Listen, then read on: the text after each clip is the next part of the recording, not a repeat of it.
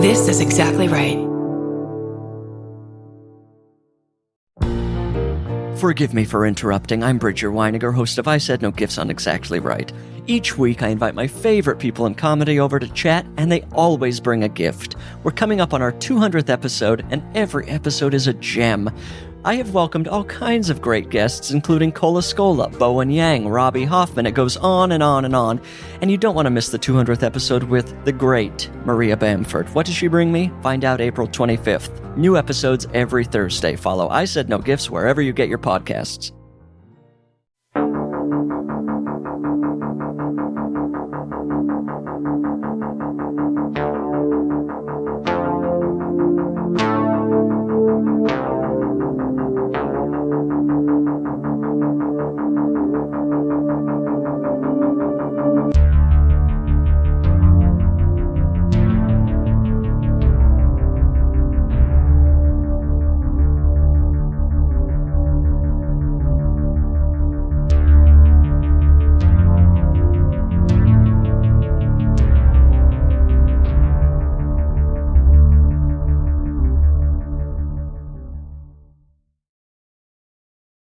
Hi, I'm Erin Welsh, and this podcast will kill you. I am so excited to be starting up this book club again for our 7th season. A big thank you to everyone who reached out with suggestions for books to cover. Keep them coming. I am always in need of book recommendations. And for giving us some feedback about the book club episodes. We really appreciate it. I have had such a fun time putting these episodes together, and I am beyond thrilled to be bringing you more book club episodes this season, several more than last season, in fact. Over the course of this season, we'll be chatting with authors about popular science books covering a huge variety of topics in science and medicine, all the way from the impacts that roads have on ecosystem and human health to plant and animal poisons and what draws us to these deadly substances. From the surprising early history of plastic surgery and its wartime origins, to the tricks our memory plays on us and how forgetting is actually a feature, not a bug. And that's just a teeny tiny sampling. If you want to take a sneak peek at some of the different books we'll be getting into this season, head over to our website where you can find a link that will take you to our bookshop.org affiliate account and our book club list. Today, though, I am so excited to be kicking off the TPWKY book club this season with a conversation with the incredible Dr. Deirdre Cooper Owens, award-winning historian and author, reproductive justice advocate, associate professor in the history department at the University of Connecticut, and an all-around amazing and inspirational person to chat with. In 2017, Dr. Cooper Owens published her book, Medical Bondage, Race, Gender, and the Origins of American Gynecology, which tells the story of how the field of gynecology in the U.S. was built on the backs of enslaved and disenfranchised women. Their contributions, from acting as both experimental subjects as well as care providers in what were undoubtedly terrifying and agonizing situations, were instrumental to the development of gynecology. But until now, their role has largely gone unrecognized, with most narratives on the history of gynecology featuring white male physicians as the main or sole characters, and omitting the racist and sexist beliefs these physicians held, which led them to conduct horrific medicalized torture in the name of science and forward progress. In Medical Bondage, Dr. Cooper Owens reframes these narratives, shining a spotlight on the women whose erasure from the histories of science and medicine reveals a larger bias in how we choose to tell these stories. Medical Bondage also explores the changing landscape of medicine and midwifery in the 19th century, and how formalization of medical training excluded people of color and women from practicing medicine, changing the relationships between physician and patient. As white male physicians began to insert themselves more into areas previously occupied primarily by women, such as midwifery, they brought with them racist and sexist views that heavily influenced the ways they perceived the women in their care and the way they wrote about these women. This left a lasting imprint in medical literature, training, and practice, one which is still keenly felt today. Histories of science and medicine are filled with stories of invention, of technological advancements, of rogue geniuses who revolutionized care or transformed the way we think about human health and disease. But too few of these stories acknowledge the human cost of progress. With Medical Bondage, Dr. Cooper Owens provides a much-needed reappraisal of the history of American gynecology. Reading this book will leave you wondering how many other medical procedures or devices or med school buildings are named after physicians who did not consider the people in their care to be worthy of respect, dignity, or compassion. We, on the podcast, love this book. And we've referenced it many times in different episodes of the podcast. And so it is honestly just such a thrill to get to chat with Dr. Cooper Owens today. So let's get right into it.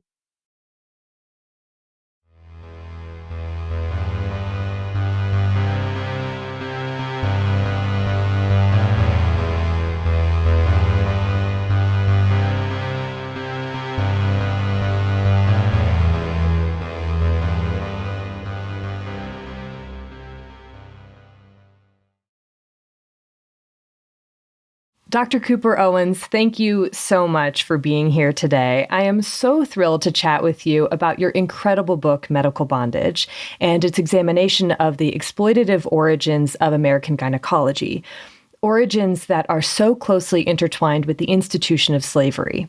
How did you first become interested in this topic, and when did that interest transform into writing a book about it? Yeah, first, thank you so much for having me on your show. I am really excited to be here.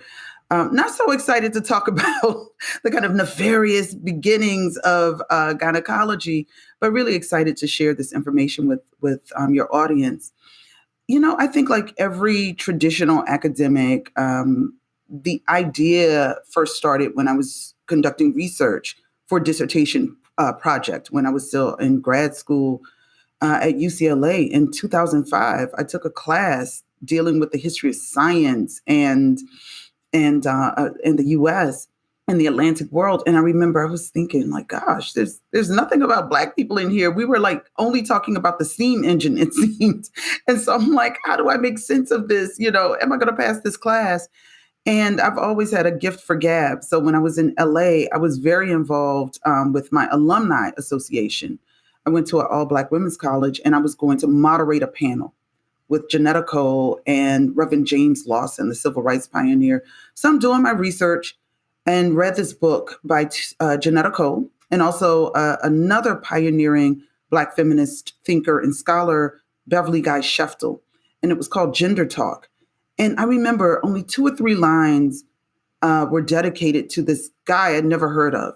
Dr. James Marion Sims, known as the father of American gynecology, and his experimental research on enslaved women's subjects. And I thought experimental medicine began with the Tuskegee syphilis experiment or study. And I thought, this is really interesting. And so I spoke with my professors. They said, yeah, you know, why don't you pursue it? And that got me on the road to widening, at least for me, the lens of 19th century U.S. history and slavery, and thinking about it with regard to medical experimentation and the possible development of a branch of medicine. So that's what got me on the road. By the time I graduated in 2008, you know, I knew I had a book project, but it's really hard to write about a historical group when they were illiterate, they don't leave written records. And so I was thinking, how do I center the experiences of enslaved women when all of the writings are basically from the physicians and their owners? And so that really proved, I think, to be the most challenging part for me. In your book, you discuss the inherent contradictions in the ways that Black bodies were viewed by white male medical doctors in the 19th century and beyond, really. Can you outline some of these contradictions that were present in so many medical journal articles from that period, and also discuss the term that you coined, medical superbodies, to describe these conflicting beliefs? Mm-hmm. Yeah, that's the thing. You know, when I first started doing, these talks at conferences, And I would always get this question, from folks in the audience. They're like, wait, I don't understand. They're operating on enslaved women to cure all women, but supposedly Black people and white people are different, right? And I was like, so that's the inherent contradiction. I think that comes out for us in the 21st century. How in the world can you say human beings are different, right? That there are these biological distinctions, but you're using this allegedly inferior and degraded and abnormal group to cure normal white women. It just didn't make sense. And this is the thing. Even for 19th century physicians who are writing this, they are really letting us know that these, the term I call racial cognitive dissonances are apparent. So for instance, I think what we most readily go to in the 21st century is this older belief that Black women or Black people didn't experience pain, for very painful things, childbirth, surgeries. But you'll see in the physician's notes, I had to restrain Betsy, when she saw the surgical blade. And so you're like, well, if they don't experience pain, doctor, why are you restraining them like you would a white patient? Because clearly, this is a human being. So whether you're wedded to a kind of anti-Black belief, you still know these are people. You know that when you cut inside of this patient, she's going to have the same cervix as a white patient. If you undress this patient, they're going to have breasts, just like white patients have breasts, right? I mean, there's no biological distinction.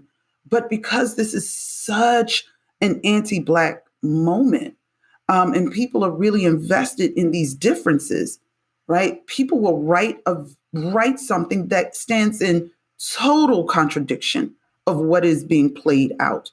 And so the medical super bodies that I come up, this term that I theorize and I come up with is really to show the kind of duality that Black women represent both sides of the coin, so to speak. They are the symbolic Janus head.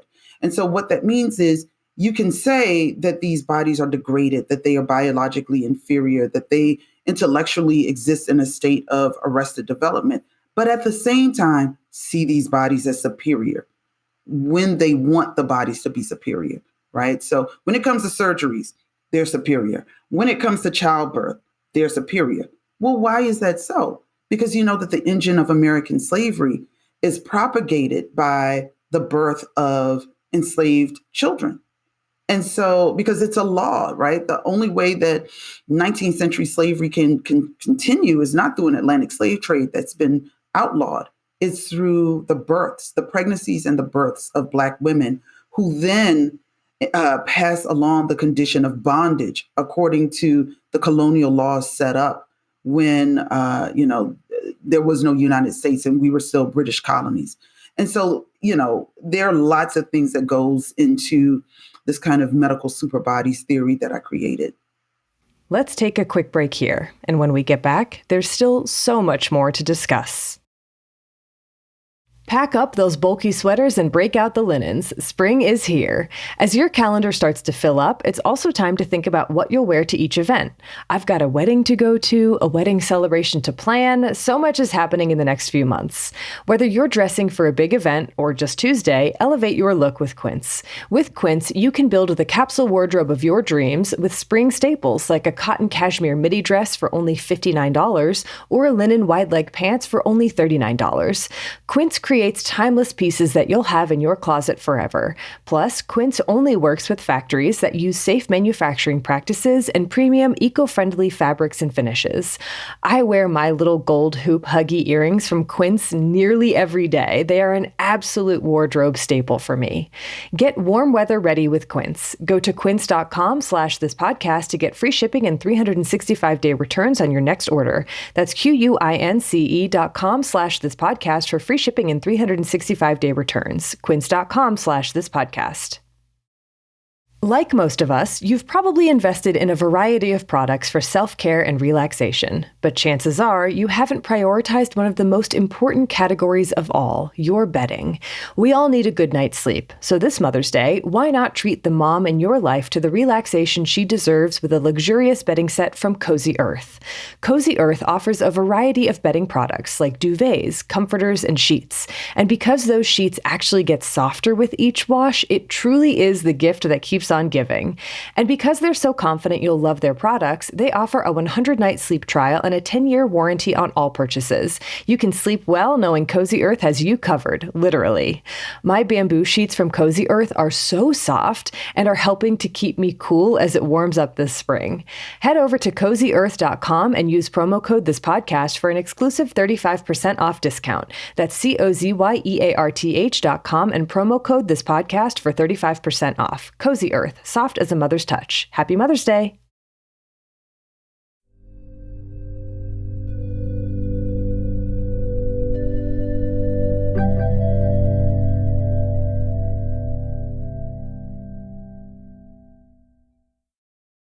Welcome back. I've been chatting with Dr. Deirdre Cooper Owens about her book, Medical Bondage. Let's get back into it. How did medical doctors at the forefront of American gynecology use scientific or medical language to deepen racial categories or legitimize hierarchies across race and gender? Yeah, this is the wonderful thing, and in some ways, it's in concert with what Ibram Kendi talks about in his Stamped from the beginning, the racist history of ideas. These are really smart people, right? I mean, these are not just kind of folk, coming up with things off the top of their head. I mean, the rise of 18th century racial science really helps to solidify why doctors are writing about Black people's bodies as different. So in my book, I start with a kind of intellectual genealogy. I jokingly call it my roots section, based on the TV miniseries. And so I'm like, hey, this is not just one person, that there's a structure and a system that was being put into place in the United States. And so, for instance, I begin with Georges Cuvier in France, when he is writing about and talking about and examining the South African-born Saartjie Baartman, who became derisively known as the Hottentot Venus.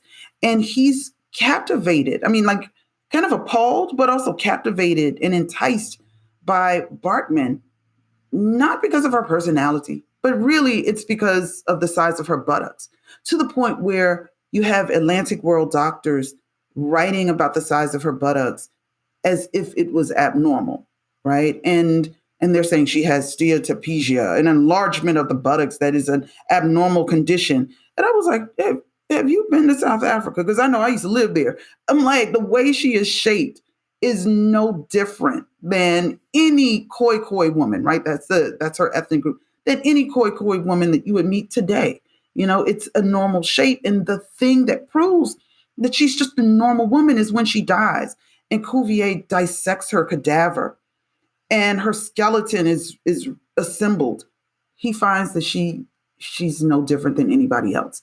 But the ways that people are writing and thinking about Black bodies and Black women's bodies in particular kind of travels across the Atlantic world.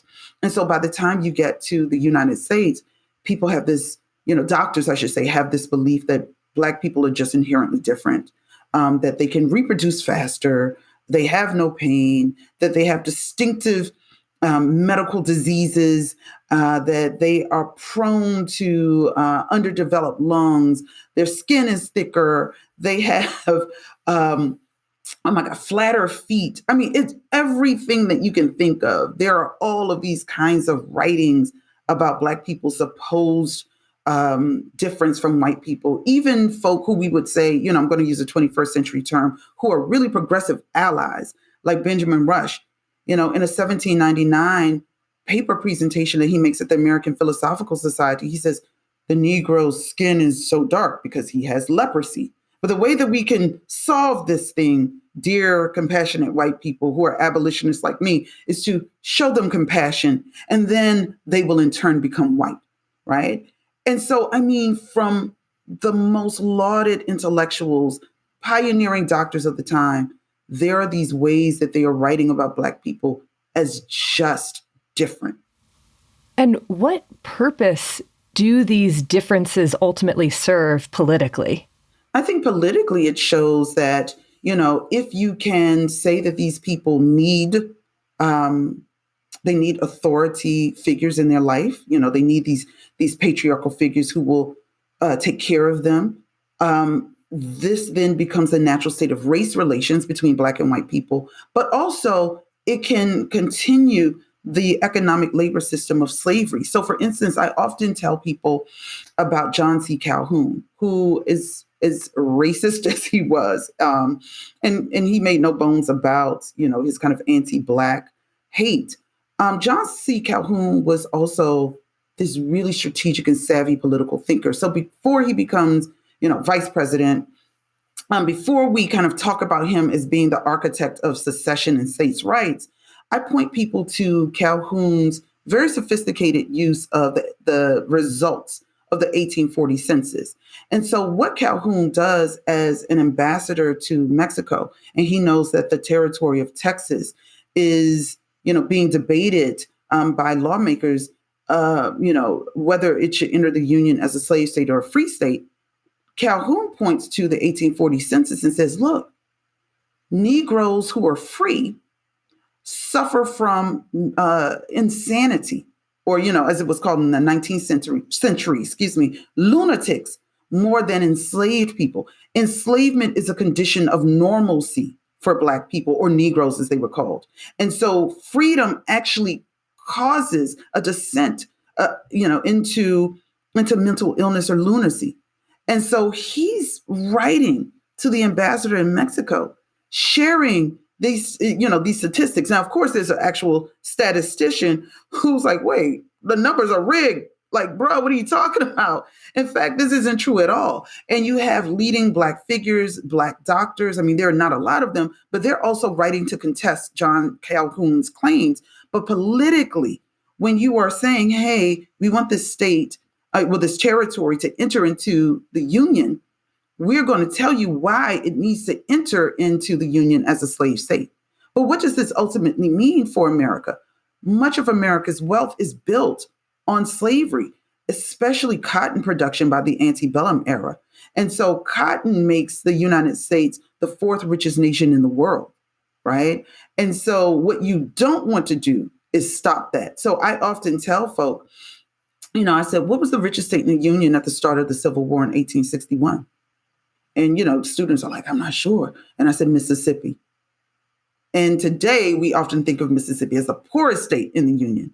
Well, what does Mississippi do as soon as the Civil War ends in 1865? It's the first state to institute the Black Codes that essentially tries to reestablish a kind of quasi-slavery because they're trying to regain their economic standing. I mean, and it doesn't work economically for the state, right? But we know that Mississippi has some of the most stringent laws, kind of anti-Black laws. And so they're trying to replicate the system that made them really, really wealthy. And so that's how you have the kind of integration of politics into medicine. I mean, even in terms of the beginning of the slave trade, guess who were, the folk who always were on slave ships, not just the captain and the crew and the captors, medical doctors for insurance purposes. So medicine has always been integrated into slavery and the development of certain branches of medicine. And speaking of one of those branches, gynecology, for centuries, midwifery was practiced primarily by women. Yes. But then this began to shift in the 18th and 19th centuries with white male medical doctors invading this space more and more. Yeah. What were some of the political factors underlying this shift? Yeah, it's really interesting. I love Laurel Thatcher Ulrich's book, The Midwife's Tale, where she found the diary essentially of a white colonial midwife and in the New England area. And, there's this kind of funny passage where a young doctor comes in, obstetrician and gynecologist comes in, or a male midwife, as he was called back then. And she's just like, this guy didn't know what he's doing. Like, he's messing everything up. And there was a lot of protest originally. It was like, this is unethical. Why would a quote unquote normal man want to enter into this field? Like, this is something that women have done for millennia. Like, leave it to women. They're the ones who become pregnant. They understand a woman's body. But what you start to have, especially in the 19th century in the US in particular, is this kind of codification of these systems. So things are now, no longer in process. They just are. Medicine is not simply becoming, you have these branches that are being validated, they're being institutionalized. And so you start to have in medical schools curriculum that include obstetrics and gynecology. And this is the thing, right? Money can be made off of this. So even in slave management journals in the 19th century, you start to see a lot of letters to the editors, a lot of questions that are being asked. Hey, what do we do around the issue of pregnancy and childbirth? How do we create spaces to ensure that these women are having the healthiest births that they can so that the children live, right? So that the infants live. So it's starting to be institutionalized in the 19th century. And so you then have, greater numbers of men who are enrolling in medical schools, and they're taking up these courses. And this is the interesting thing. Childbirth is seen as natural, but also men are instituting themselves when the cases become dire or they're emergency cases. And so all of a sudden, this kind of biological function of women are seen as, wait, there has to be intervention by doctors because clearly, our expertise, our formalized training allows us to, quote unquote, save the lives of the children and the mothers, right? And so you start to see the positions change. So as opposed to women walking around, having families in the rooms, all of a sudden you're lying on your back, your legs are up so that the doctor has a view. It's not an easy position for the woman, right? Or the birthing person. And so all of these little things start to change, and doctors begin to write about pregnancy and childbirth as if they are, dangerous, unnatural things. And I'm like, yeah, it's dangerous because in the 19th century, you don't have germ theory until the latter part of the century. But you tend to lose more lives when doctors start to become, I guess, natural players in this game, or I should say not natural, but kind of normal players in the game. And that's when things really begin to change. And, midwives are just not happy about it at all. And so it really upsets the balance, unfortunately. What did this shift from primarily women-led midwifery to then men invading this space? What did this look like in practice? Like, where were these spaces invaded first? Was it in like more rural spaces? Was it in, with wealthy or poor patients? What did that shift look like? That's a great question. Well, the shift really begins, I always say, with the introduction of the surgical blade, right? Because the one thing midwives are not doing, and it doesn't matter what kind of midwife you are, whether you're indigenous, whether you're white, whether you're immigrant, whether you're Black, enslaved, they're not instituting practices that involve cutting. They're not surgeries, right? They are, using what's termed as hand art during that time, right? So midwives tend to be more, they're just gentler, right? Because they're not relying on instruments. So that's kind of the first real shift. This is how gynecology is born because of the introduction of these instruments, these surgical instruments. The shift actually can't be pinpointed because that's the thing. We're only reliant upon the sources that exist. So, in rural spaces, someone might not have left notes, for instance. You just go into an emergency situation and you help the person deliver their child. But what you start to see are the rise of hospitals kind of throughout the United States. The rise of these hospitals really, they aren't happening in the South as much. You start to see these hospitals developing in the North because most medical schools are in the North. But what is interesting in the South, you do have some hospitals and they have relationships with plantation owners, with slave owners, because these are spaces where the slave owners can send sick patients. And I'm talking about OBGYN specifically. You can send these patients to the hospitals and the hospitals absorb the costs. And so this is really beneficial to a slave owner because now this person doesn't have to invest money. Now you might be investing the actual quote unquote human commodity, who is the chattel slave legally. But the hospitals are promising to essentially fix right? That's the term used back then, to fix the patient. With James Marion Sims, this is really interesting. He's known for creating or founding the first women's hospital in New York in 1855. What I show in my book is this isn't true. James Marion Sims creates a hospital in Mount Meigs, Alabama in the 1830s. By the 1840s, he's opened up a hospital in Montgomery, Alabama, which is a more urban space, right? Mount Meigs is the rural outpost. Montgomery is the city. And this actually is the first hospital that is founded for the creation and cure of women's problems, as they call it, women's conditions. And so he performs the obstetrical fistula operation in the 1840s on enslaved women in Montgomery. And it actually is the first site of, a kind of dedicated women's hospital. It becomes erased from the history books because, of course, they're Black. And I often tell people, James Marion Sims didn't do that. The chroniclers in the 19th century didn't do that. It was racist 20th century folk who just kind of ignored what he wrote about and said, oh, yeah, because this hospital was created in New York for white women. Then that's the first one. And I'm like, wait, we're just going to ignore what this man wrote in his autobiography? What he wrote in his articles? So, yeah, that's kind of how it began in this urban Southern space. And lots of gynecological developments happened in the South because of the proximity of enslaved people to these doctors. They had easy access. Let's take another quick break. We'll be back before you know it. Moms do so much that when it comes to Mother's Day, the pressure is on to find the perfect gift. Imagine how special it would be to open an Aura frame preloaded with a collection of family photos and memorable moments from over the years.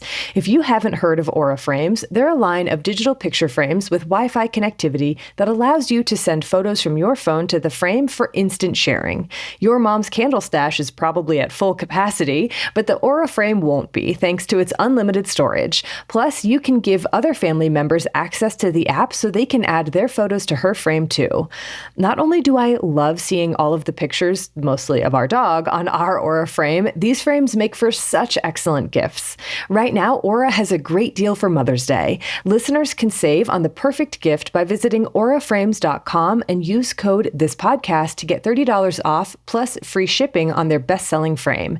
That's auraframes.com and use code THISPODCAST at checkout to save. Terms and conditions apply. This podcast is sponsored in part by Dinnerly. Spring is here, and the days are getting longer, but that doesn't mean I want to spend that extra daylight at the grocery store or inside meal prepping. Get out and enjoy the sunshine, or whatever you want to do, and leave the meals up to Dinnerly. With Dinnerly, you can choose from over 100 delicious dishes every week to be delivered right to your front door. Their entrees like ginger pork fried rice or barbecue spiced pork cutlets make dinner a breeze. And because every household is different, Dinnerly offers different serving sizes and options to suit most dietary restrictions and preferences. I am so excited to get my Dinnerly meals. They all look delicious, especially the crispy honey garlic tofu. I can't wait. Make cooking exciting, affordable, and easy with Dinnerly. Head to dinnerly.com/offer/this podcast and use code this podcast for up to 25 free meals. Again, that's dinnerly.com/offer/this podcast for up to 25 free meals. And make sure to use code this podcast so they know we sent you.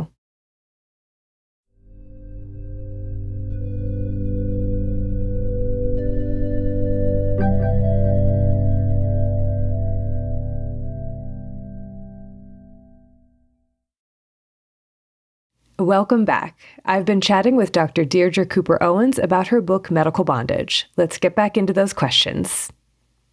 Why was maintaining reproductive ability among enslaved Black women seen as so important? Because it made the slave South very wealthy.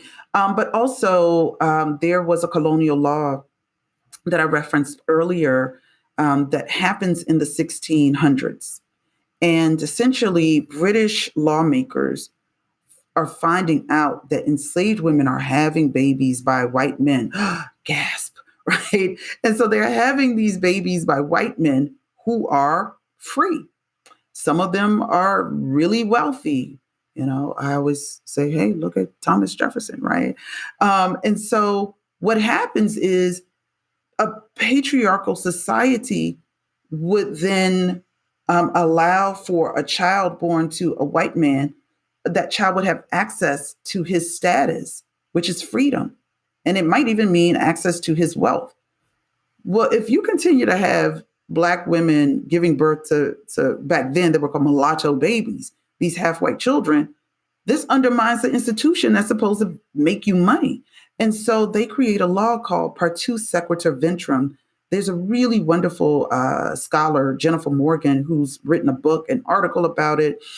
She just came up with a book called Reckoning Slavery. Her first book, Laboring Women, talks about this.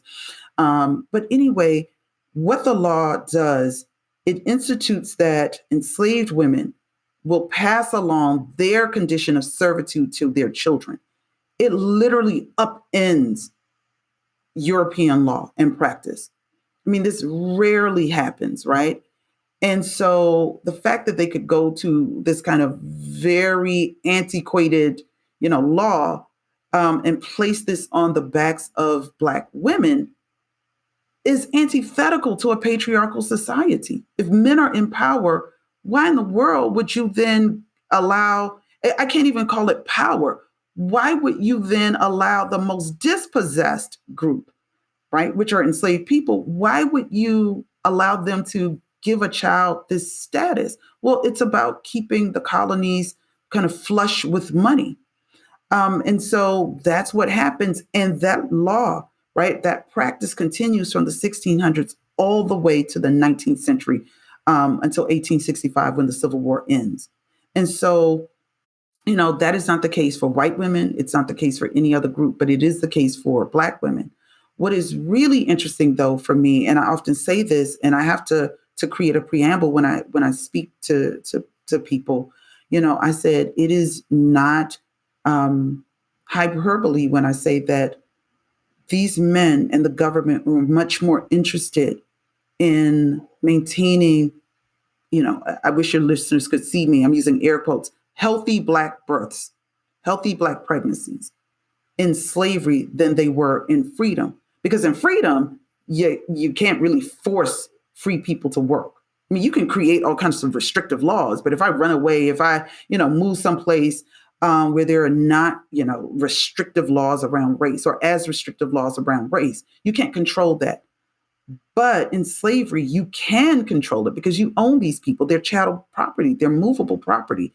And so that law becomes really, really important. In freedom, all of a sudden, the very things that Black women were praised for, supposedly, having all these babies, they didn't care, whether the woman was married or not. They didn't care who the fathers were. If you were an enslaved woman, goody for you because you are producing more slaves. In freedom, all of a sudden, the very behavior that had been praised, that had been seen as this kind of biological good, is now being critiqued. They're baby mamas, they're welfare queens, they're creating a dependent generation of people who will topple America's economy. I mean, all of these things. And I'm like, wait, but prior to this, for centuries, you have been applauding Black women for their lasciviousness, for their promiscuity, for their ability to have babies without pain. And now that they are having babies, but, within these unions by Black men, it's a bad thing.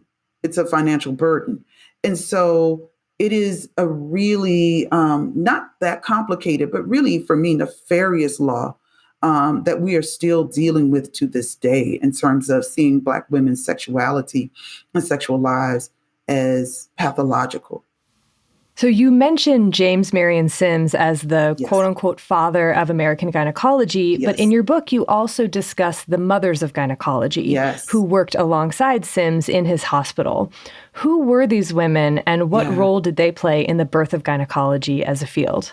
What a great question. And I always thank my colleague's daughter who heard me and her mom talking. And, I was like, the father of American gynecology, blah, blah, blah. And she said, well, and the child's kind of thinking, well, what about the mothers? And so I was like, wow, that's a great question. So these mothers were Anarcha, Betsy, Lucy. They were women that Sims leased from their owners. There were other women on the plantation. Well, I'm not going to say plantation because he was not a wealthy plantation owner, kind of like how we think of George Washington or Thomas Jefferson or those people. He owned a slave farm. And so he had, just a few enslaved people, but he leases these women who are suffering from this condition back then called vesicovaginal fistula. So Anarcha Betsy Lucy and about 5 to 6 others. We just don't know their names, unfortunately. And so he gains permission from their owners to take them in and absorb the cost. This was pretty normal during the age of enslavement. It was called leasing slaves, just like how we would lease a car, an apartment today, because once again, enslaved people were considered chattel property or movable property. So he takes these cases, and he originally does not rely on the enslaved women to assist him because he has 2 white male surgical assistants. I know the name of one of them, Nathan Bozeman, who actually becomes a critic kind of after Sims claims that he's fixed this condition. But after a few years, the 2 white medical assistants are like, hey, we're done. These surgeries are failing. We're losing money. People are whispering that we're using these women as guinea pigs. Like, this is not working out for any of us. So they quit. And this is kind of where the shocking part comes in for a 21st century audience. I say, well, Sims then turns his enslaved patients into his assistants, into nurses, to surgical assistants. And people are like, oh, how can this be? I was like, it's called slavery. It's not like these people are like, oh, I'm going to get sick leave and, rest up. I'm like, they are enslaved. They're slaves. It's an economic labor system. So they work. And he, in turn, makes them perform the duties that the white male surgical assistants do. So they, help him as he's operating. They're holding instruments. They're also caring for each other in the capacity of nurses and surgical assistants. And this is a really interesting thing where I bring up this kind of racial cognitive dissonance. Now, Sims is working on these patients, and they represent, once again, 2 of the most degraded groups of people in society. They're women. Well, I should say 3. They're women, they're Black, they're enslaved. So in the 19th century, you probably didn't want to be born into any of those groups, right? And then to have all of those intersecting identities, you're like, whoa. But Sims knows no matter what the science says, no matter what the law says, he knows that these are still hardworking, individuals, hardworking human beings who are thinking human beings. So even though slavery does not permit formal learning or literacy for Black people, the thing is, slave owners know Black people are smart, like any other group. Because if they weren't, slavery couldn't continue. Because why are you going to continue to ship in thousands and thousands, millions of people across an ocean if they weren't smart enough to perform the work and do so successfully and make your new nation a really wealthy one? So that's racial cognitive dissonance number 1. If women were really unthinking and illogical, and their uteri were the things kind of leading them to behave the way that they would or they did, why then would you teach women the very thing that you taught these white literate men? And then, of course, for enslaved people who were like infants, their intellectual development was stymied. It could never get past the point of childhood. Well, if that was the case, you wouldn't have trained them in the very way that you did these white men who were your apprentices, who went to medical school. So once again, there are all of these ideologies or sets of beliefs about Black people, about women, about enslaved people. But what Sims actually does by training them is really you're exploding these myths. We can see this in the 21st century, but nobody in the 19th century is ever going to write about the hypocrisy of it all. And so I often joke, tongue planted firmly on cheek, that he finally has the successful surgical reparative method when he has a group of enslaved women as surgical assistants and nurses, and not those 2 white male assistants who quit. Like, he finally gets it right because, they're working on themselves and they don't want to be there anymore. They want to be healed. And so they're going to do everything that they can to make these surgeries successful, to heal each other and themselves. And they do. Enslaved Black women had very little control over much of their lives, including not being able to refuse unwanted or unneeded medical treatment. Right. But there were spaces where they could and did assert control. Yes. Can you talk more about these spaces? Oh, yeah. It's a wonderful, it's a sad case, but it's a wonderful case narrative I have in my book where I talk about this enslaved woman whose owner was angry because she wasn't getting pregnant and she was in her prime years. And so he sells her, in anger and kind of out of spite. Well, you know what? I'm not going to have this barren woman here. And she essentially gets pregnant by at the new plantation. And so he then sues the new owner, like, wait a minute, I want her back, because she can have babies. But there's this kind of, this is retold by her grandchild in the Works Progress. So there's a Works Progress administration of Franklin Delano Roosevelt, sets up in the 1930s and 40s, during the height of the Depression. And so anyway, the WPA narratives, as we call them, they are a wonderful resource for those of us who study American slavery. And so this person's grandchild mentions this, but the grandmother is actually, she hates her owner. And so she just does not get pregnant. The grandchild doesn't share what the grandmother does, but the grandmother is in control of her reproductive health. And so when she's sold away, then she's like, hey, I'm now ready to get pregnant. And so there are these ways that Black women can have some bodily autonomy. There are also ways that they use the products from their environment. So using cotton root as a form of birth control. So it's like, hey, I got to pick it, but you know what? There's a way that we can use this root to control our births. They, like many women know today, many birthing people know today, with breastfeeding can prolong you getting pregnant immediately. And so they're utilizing these things. It's often, and so I have to walk a fine line, though, about the ways that Black women are asserting their kind of bodily autonomy. They're asserting their knowledge about reproduction and reproductive medicine, because this is a group who is always under the gaze or the observation of those who own them, right? Those who are politically powerful in their societies. And so there are many things that I don't have access to, that they have taken to their graves or that their families have never revealed. And I have to be okay with that as a historian of slavery. And I have to honor that there is a private side because their lives were made so public. And so often I'll get, well, what recipes did they leave? And I'm like, well, it's a secret. They didn't want anybody to know, right? And so I have to also honor that privacy, because that's one of the most valuable things that enslaved women had. And so one can only speculate. And there's a lot of speculation when you write about American slavery, because you're talking about an illiterate population, but you're also talking about a population who put high value on the privacy of their lives. And so I can only imagine the kind of creative care that they had to give each other, and that they had to not only create, but rely upon in those quiet moments of healing. And so for me, it's as simple as holding someone's hand. There's a woman named Nanny that I write about in my book who dies, unfortunately, because of the amount of pregnancies that she has. But some enslaved person inserts themselves. I don't know if it's a man or a woman. I don't know if there were several people.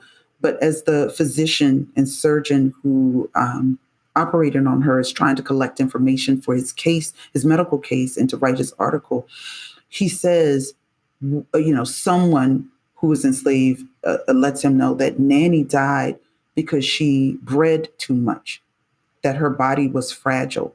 And so even in those ways of collectively caring for her and helping this physician create a narrative in the afterlife of slavery becomes really important, right? That you could risk physical punishment, and yet this person inserts themselves in his kind of fact-finding mission to say, no, this woman bred too much. And so that's why she died. Her body was overused. And so those are the moments that I try to, even if it's just a phrase, if it's just a sentence or two, to have people think about the loving care that also becomes healing and become so integral to the slave community. Your book got me thinking about how we define success in medicine and how that measure of success could be different depending on if you ask the person undergoing treatment or the physician performing it. Right. And for instance, James Marion Sims may have felt that a hysterectomy was successful if the person recovered fast enough to be able to return to work right away. But that person may not have viewed it as a success if they wanted to maybe one day become pregnant. Do you feel that studying the history of gynecology can give us insight into what we deem quote unquote broken and what needs to be quote unquote fixed and who makes those designations? Yeah, that's such a great question because by all accounts, right, the surgical reparative method that Sims creates was successful, right? I mean, he had a critic, very loud vocal critic in Nathan Bozeman. But for the most part, surgeons are still using Sims's method.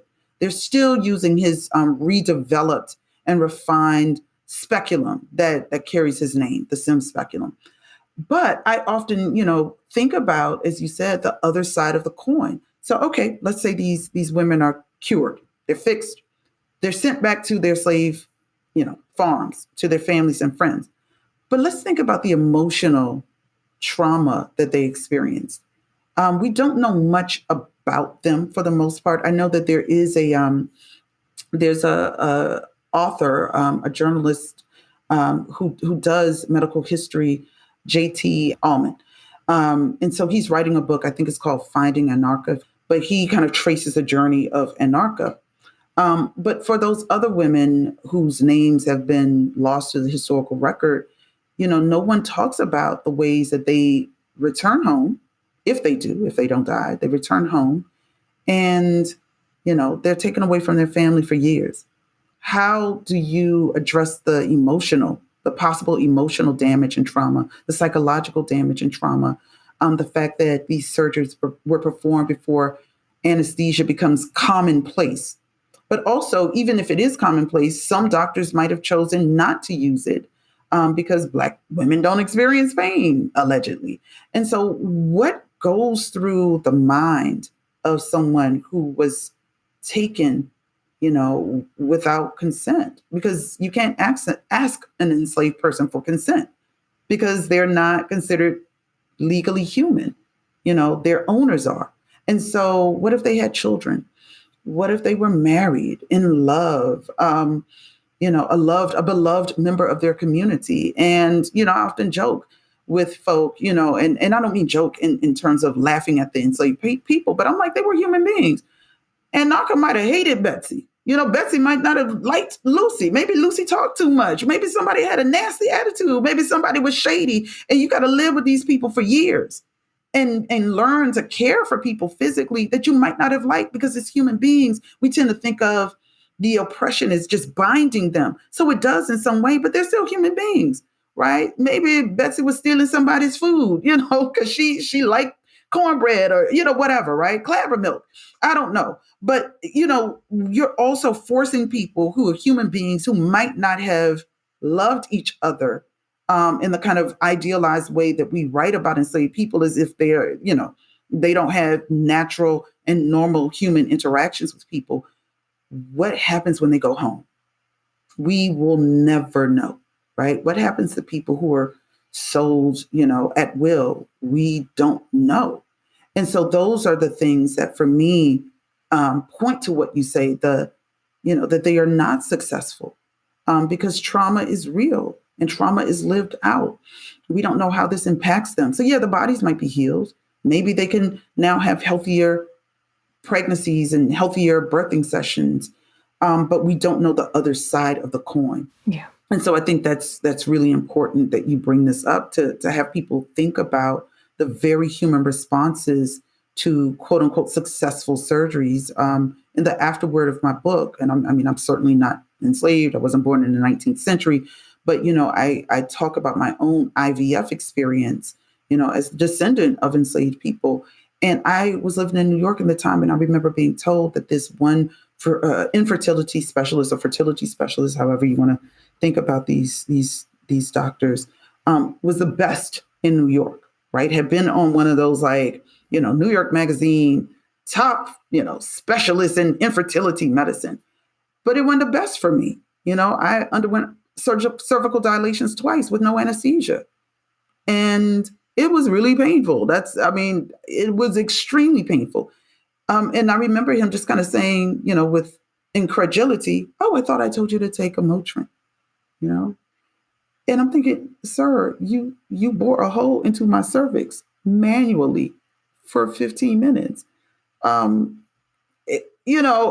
he was considered the best of the best. And I can tell you, I was probably the poorest person in the waiting room because those women there were in Chanel and big diamond rings. And this was on the Upper East Side. And I was just a CUNY professor, at Queens College, who barely broke into the middle class in some ways. And it wasn't the best experience for me. And so you're right. We have to kind of analyze and examine what that means. What does success mean for a group of people who've often been on the negative side of the medical industry? So that's, once again, another really good question that creates, I think, a moment for us to really ruminate on what success means. And, thinking about sort of the language used in the 19th century versus the language used today, I think that there's a lie that a lot of people like to tell themselves that, like, oh, well, that was the past and this is the present, Right. and there is no lingering trace of that. But where do you see the language that authors, medical doctors used in these 19th century journals? Do you see echoes of it today in medicine? Oh, yes, indeed. What a great question. Because I give a lot of talks. I do a lot of consultations with medical schools, nursing schools. I don't know how many grand rounds I gave at the height of COVID to medical doctors who just didn't know the history. And they wanted to know, there are these gaps. How do we get to a birthing crisis in the 21st century that's not getting better? And Black women and birthing people have really represented the canary in the mine, so to speak. And now those numbers are becoming even more dismal because white women and birthing people are being negatively affected by this birthing crisis. The United States is the most dangerous place for Black women and birthing people to become pregnant and give birth. And what I'm trying to offer, in my kind of study of the 19th century and late 18th century, is to show that we are really dealing with the legacy of this. So some of the language is patient blaming. For years, decades, right? When we would read about the negative medical outcomes of Black women and birthing people's mortality and morbidity rates, and even their children, it was, these women are too fat. They don't go to their doctor's appointments. They eat unhealthy everything, right? And I'm sitting here like, Black people didn't create Popeyes and Kentucky Fried Chicken and McDonald's. It seems to me that white men did, and the average American woman wears a size 14. That has nothing to do with race. So how is it that other fat women, right, can have healthy pregnancies and births, but Black women are somehow different, right? So that kind of patient blaming that was rampant in 18th and 19th century journals, 20th century medical journals, is still being deployed today. And so the other thing that also has me furious is the way that Black women's race and birthing people's race was seen as the indicator. And I'm like, no. It's not because you're born Black or you have more melanin. It's because of racism. And so finally, within the past, I would say, couple of years, you started to have a real reconsideration of how we deploy language, that it's not race. It's not whether one is Black or white or whatever. It's because of the racism that these patients are facing. And so the medical industry has really done a kind of about face, and they've become much more reflective in their own practices. One of the most damning, I think, studies done to show how dangerous racism is within medicine. It was a 2016 study that Kara Hoffman did at the University of Virginia. And she was a doctoral student at the time in psychology. And so she and her team of researchers decided to do a survey of UVA medical residents. and I think some faculty might have been included, but largely medical residents. She conducted the research in 2014. The article was published in 2016. The results literally mirror articles written by antebellum doctors. Black people had thicker skin. If you go on Med Twitter, and this is all anecdotal in terms of Med Twitter, you will find nurses and doctors who will argue in the 21st century that no, I know Black people have thicker skin. You're like, what? Are you kidding me? Right? The results of Hoffman's study also found that there were overwhelmingly white medical residents who believed that Black people and white people were biologically different. So they were different human beings. Black people, this cuts kind of across gender, class, age. Black people didn't experience pain. If Black people experienced pain, they were being histrionic or they were seeking drugs, right? Seeking narcotics. The other was, and this was, at least I'm thankful that out of the almost 300 folk who were a part of this study, most of them did not believe this, but 2 actually believe Black people were born with tails. Black people, it's incredible. I mean, it's easily Googleable. They had all kinds of Black people age faster. I mean, all of these kinds of things. And once again, these mirrored the beliefs that white physicians had in the 19th century, in the 1830s and 40s.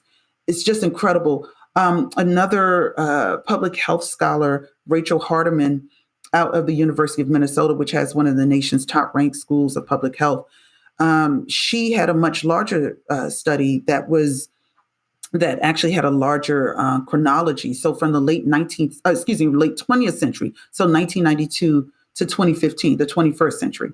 So both of these studies, centered in the 21st century.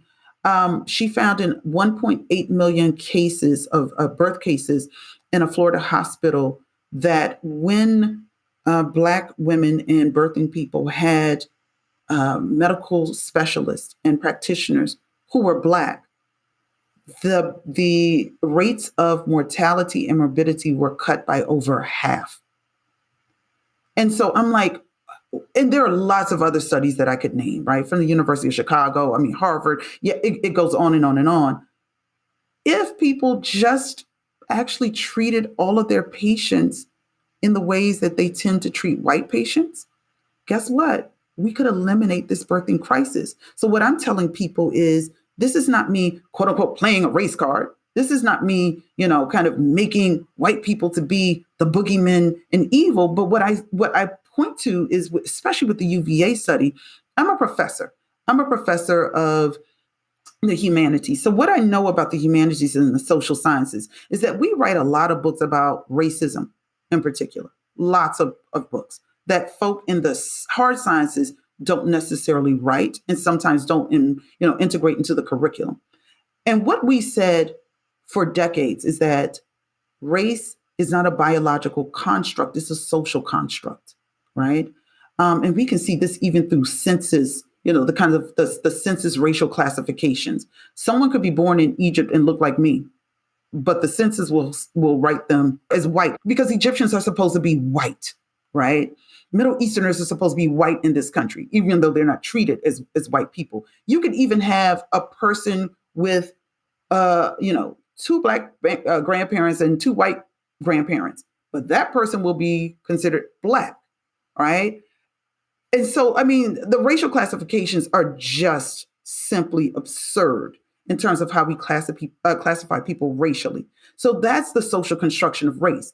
But what we find is the impact of racism is real. So the fact that you have students who are going to one of the nation's top-ranked medical schools, because UVA is, it's nothing to sneeze at. You're not going to find, commercials for UVA like you do some of those online degree mill programs, that you see at 12 midnight on cable, right? UVA is accepting the best of the best, the creme de la creme of students who have had to pass an MCAT. They are graduating at the tops of their classes. And these students are choosing to believe, because this is not anything they've been taught in college. That means you are willfully choosing to believe Black people and white people are different. I can tell you, you're not finding that in the books written by humanities scholars and people in the social sciences, or even in the hard sciences. you are not finding anywhere that Black people are born with tails. That means these people are willfully choosing to believe anti-Black ideologies that are harmful, and yet they are taking a Hippocratic oath that says do no harm. And so we have to contend with why the allure of anti-Blackness is so strong that scientists, people of science, are willing to forgo science and believe this thing that is a fiction. And so at the heart of it, that's what I'm most curious about. Like, what is the allure? What is so intoxicating about believing that another human being is so fundamentally different than you? Then you can think that their skin is thicker and argue about that. Even in terms of pediatrics, I was keynoting a summit a couple of years ago, and I learned about this wimpy baby syndrome. Supposedly, white male infants are not as strong as Black male infants and female infants. So, guess what happens with medical intervention? The doctors who believe in this wimpy infant syndrome, they will actually intervene on behalf, as they should for any child. You don't want any infant to die. But in these neonatal units, they will intervene and they'll create strategies and procedures to help save the lives of these supposedly more fragile white male babies. This is the interesting thing for me. I'm not necessarily concerned with that because I'm like, it should happen. What I'm concerned with is that we think Black babies are, quote unquote, somehow stronger. But also what's most interesting is none of the white parents are ever blamed. But I can tell you, as a child who was born in the early 70s and grew up in the 80s, when the crack epidemic hit this country, guess what? Black mothers were blamed. They were the ones, in fact, the only ones who created a generation of crack babies that were going to somehow topple the American economy. That these, promiscuous, pathological, criminal women created this generation of babies who were going to just bleed this country dry financially of all of our resources. And then 25 years later, we find out that it was all false. That in fact, these people are living amongst us. They're doing quite well. And I'm like, wait, the Black women were blamed. And if you actually read the actual report, the 4-page article that was published in 1985 by Ira Chesnoff, I always kind of get the name mixed up, but people can Google it, and his team, right? It was only 4 pages. So I'm like, wait, how does a 4-page article get in the New England Journal of Medicine? But that's another story. But also, he never says that. Mainstream journalists found out, and all of a sudden, these babies that are born to women who are using cocaine and alcohol, and they are low birth weight babies. That kind of just, any infant born to people who use cocaine and alcohol are going to suffer these kinds of consequences. They have to detox. But all of a sudden, Black women are blamed in a multiracial study. Black women are the ones blamed because historically that's what was done. Black women were seen as different and abnormal, and their behaviors were read as more pernicious. And I'm sitting here like, well, for the wimpy white babies, why aren't the white mothers being blamed? Now, I'm saying this. I don't want anybody to say, oh gosh, she wants white mothers to be blamed. No, I don't.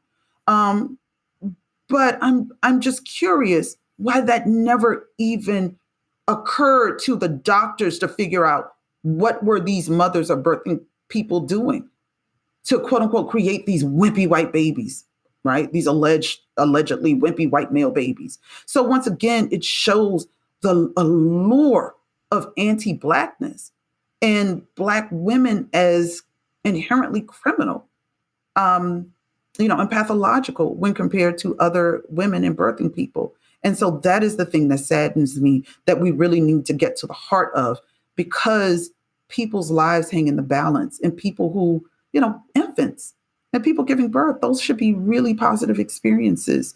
And we know better. So we need to do better.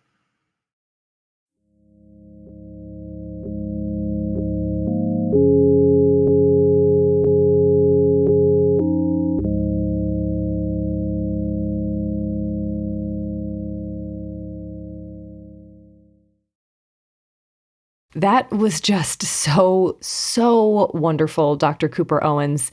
It was such a thrill to get to chat with you about your amazing book, and I really hope that all of you listening head out right now to go pick up a copy for yourself because it is such a fantastic and important read. Speaking of, if you want to learn where you can get a copy of Medical Bondage, check out our website, thispodcastwillkillyou.com, where I'll post a link to where you can find it, as well as a link to Dr. Cooper Owens' website. And don't forget, you can check out our website for all sorts of other cool things, including, but not limited to, transcripts, Quarantini and placebo reader recipes, show notes and references for all of our episodes, links to merch, our bookshop.org affiliate account, our Goodreads list, a first-hand account form, and music by Bloodmobile. Speaking of which, thank you to Bloodmobile for providing the music for this episode and all of our episodes. Thank you to Liana Squilacci and Tom Breifogel for our audio mixing. And thanks to you, listeners, for listening. I hope you liked this bonus episode and are just loving that the TPWKY Book Club is back for this new season and that you're excited to read and learn more. A special thank you, as always, to our fantastic patrons. We appreciate your support so very much. Until next time, keep washing those hands.